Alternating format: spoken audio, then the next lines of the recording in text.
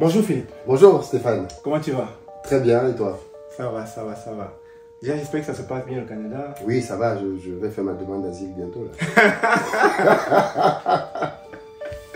Bonjour, bonsoir. Bienvenue sur la chaîne de l'immigration et de l'entrepreneuriat. C'est la première fois que tu arrives sur cette chaîne, mon nom est Stéphane Chouapi.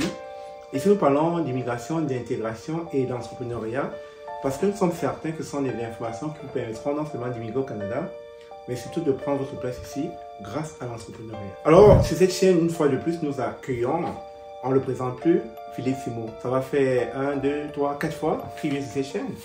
Et cette fois-ci, on ne va pas rentrer dans le wokisme ou bien on ne va pas se contredire avec tout ce qui est en lien avec le Canada, les diplômes, etc. On va plus parler de lui. Il va déjà nous dire pourquoi il vient au Canada parce qu'il vient déjà trop. Hein. Est-ce qu'il veut déjà quitter l'Afrique? C'est autant de choses auxquelles nous allons essayer de voir avec lui. Rendez-vous ce samedi 14 au Sheraton de Laval pour parler ensemble de business en Afrique et de business ici parce que je viens avec Uriel Bigot qui va parler de la partie comment gagner de l'argent au Canada et moi derrière, comment le multiplier en Afrique. J'ai 3 niches spéciales que je vais vous présenter. Bonjour Philippe. Bonjour Stéphane. Comment tu vas? Très bien, et toi? Ça va, ça va, ça va. Déjà, j'espère que ça se passe bien au Canada. Oui, ça va, je vais faire ma demande d'asile bientôt. Là. Non, ça va. Okay. C'est juste le décalage horaire qui est difficile. Ok. Parce que du coup, les nuits sont très courtes. Mais à part ça, très bonne ambiance. Je rencontre beaucoup de gens, je fais plein de choses. C'est des journées marathon, on se lève tôt, on finit très tard. Mais bon, ça fait partie du game, ça fait plaisir.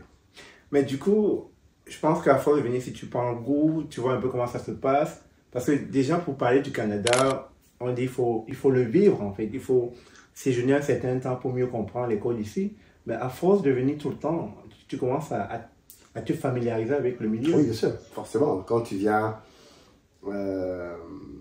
l'expérience que j'ai au Canada aujourd'hui n'a rien à voir avec l'expérience que j'avais il y a 4-5 ans quand je venais les premières fois. Ça n'a absolument rien à voir. Je comprends un peu mieux le modèle d'intégration canadien. Je comprends pourquoi beaucoup de gens veulent venir ici maintenant. Je comprends pourquoi sur certains aspects c'est vraiment génial le Canada. Et ouais, non, je comprends mieux aussi la culture canadienne, les difficultés auxquelles les migrants peuvent être aussi confrontés parce que tout n'est pas rose ici. Donc j'ai une vision moins caricaturale du Canada. Donc du coup, quelqu'un qui gagne 1 million, tu comprends pourquoi il vient ici maintenant? Non, je pense qu'il ne devrait pas venir. Ok, ça marche. Il y a des choses qui n'ont pas changé. Ça marche. Tout n'a pas changé. Alors, la première question de savoir... Après, je ne suis pas péremptoire, c'est pas à moi de décider si quelqu'un vient ici ou pas. Ok. Mais quelqu'un qui gagne 1 million de francs CFA dans nos pays, avec les conditions de vie qu'il y a là-bas, il faudrait bien qu'il réfléchisse à deux fois. À deux fois, tout à fait. Mais de toute façon, on ne va pas rentrer dans ce sujet, c'est passé. On ne parle pas d'immigration. Ok. Alors, ma première question est de savoir, chaque année, Back to Africa se tient en Europe. Oui. Plus précisément en France. Oui.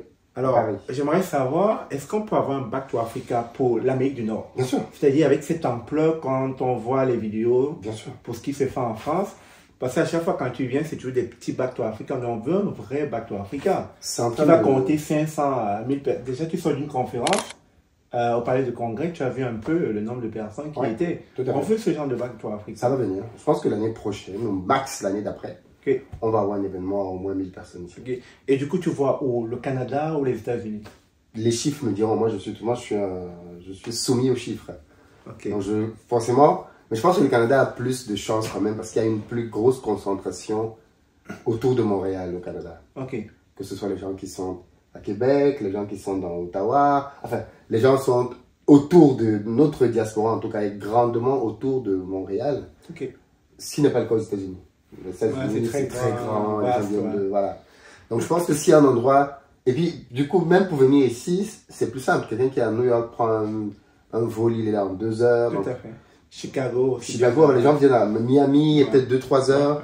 Donc, les gens ne sont pas loin de Montréal. Donc, je pense que s'il faut faire un Back to Africa en Amérique du Nord, ce sera probablement à Montréal. À Montréal. Donc, retenez Back to Africa probablement à Montréal. Un de ces jours.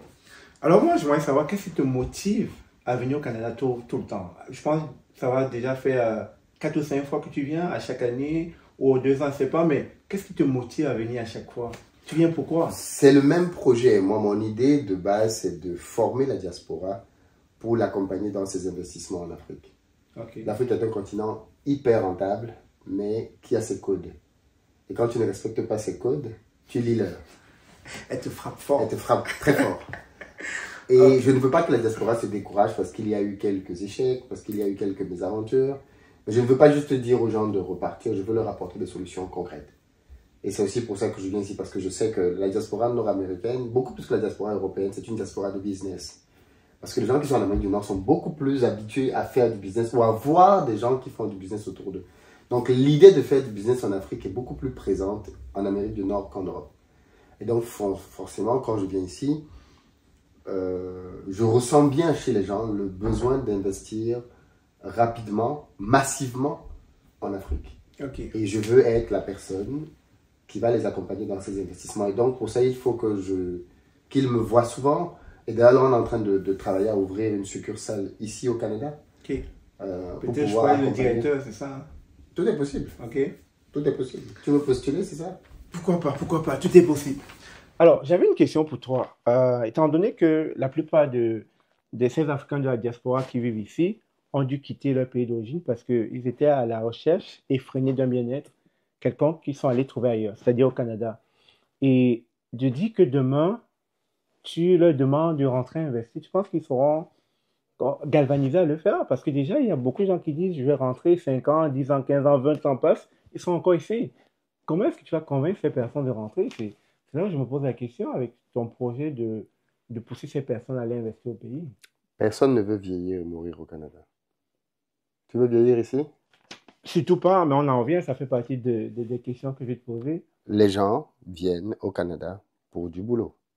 Les gens viennent au Canada pour chercher de la richesse.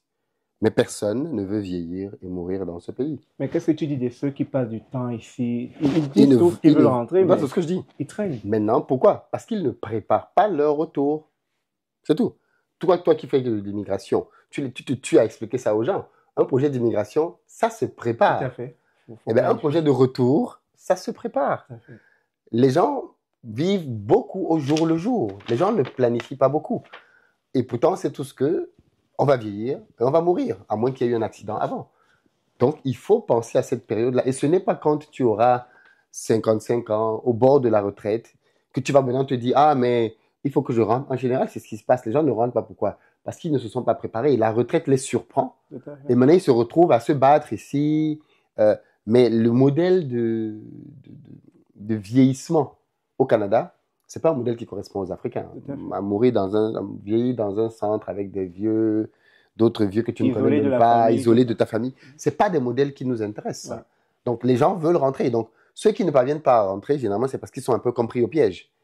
Je voulais rentrer, je ne l'ai pas préparé, l'âge m'a rattrapé, je ne sais plus quoi faire parce que je ne suis réellement pas prêt à rentrer, mais je ne suis pas prêt non plus à rester dans ce système-là pour vieillir. Donc, c'est un piège. Du coup, tu m'amènes, tu me rappelles un truc que je me suis dit. Mais je parle de ceux qui ne veulent pas vieillir et rentrer. Okay. Mais il y a aussi ceux qui veulent rentrer maintenant pour faire du business. Tout à fait. Ce n'est pas tout le monde qui veut rentrer en Afrique à la vieillesse. Tout à fait. D'autres veulent même rentrer maintenant. Mais eux aussi, donc je vais leur dire, si tu veux rentrer maintenant, préparons ton retour. Fais ton projet. Commence à mettre ton pied sur le terrain. Commence à gagner de l'argent. Et ce sera beaucoup plus facile pour toi de rentrer en Afrique si tu sais que tous les mois, tu as 2-3 000 $ que tu peux gagner en étant sur place. Ça facilite ton retour par rapport à celui qui n'a rien du tout. Tu dois tout compter sur son épargne, ainsi de suite. C'est pour ça que lancer des projets quand on est encore dans la diaspora, c'est très important. Alors bien évidemment, ce n'est pas tous les projets que tu peux lancer à distance parce qu'il y a des projets qui nécessitent un très fort suivi quotidien, mais il y a d'autres projets que tu peux lancer sans être obligé d'être sur place. Du coup, tu me rappelles cette phrase que je me suis dit quand je quittais l'Afrique, le Congo. Du moment où tu penses à l'immigration, il faut déjà penser ton retour. Bien sûr. Si tu ne l'as pas pensé en venant au Canada, il va être très difficile pour toi de rentrer un jour.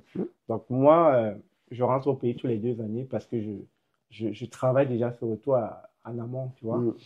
Mais effectivement, comme tu l'as dit, c'est ça. Il faut le préparer. Si on ne l'a pas préparé, impossible.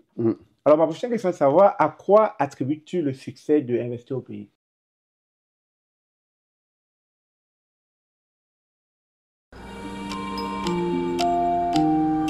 Bonjour, bonsoir. Bienvenue chez notre partenaire Lobaf. Bienvenue sur la chaîne Immigration et Entrepreneuriat. Alors, vous savez qu'on a lancé la toute première formation « Comment ouvrir une épicerie au Canada ». Avec mon partenaire, on vous accompagne à lancer une épicerie comme celle-ci. Mais bien sûr, ça va demander que vous soyez concentré, que vous soyez assidu. Parce que vraiment, il y a des personnes qu'on accompagne qui n'ont pas le mindset entrepreneuriat et qui pensent que les choses vont se faire d'elles-mêmes. Non, non, non, non. Ça va vous demander beaucoup d'efforts. Et si c'est une formation qui vous intéresse, cliquez sur le lien dans la description de cette vidéo. Il nous fera plaisir de vous accompagner afin que vous puissiez avoir une épicerie comme celle-ci. À très bientôt.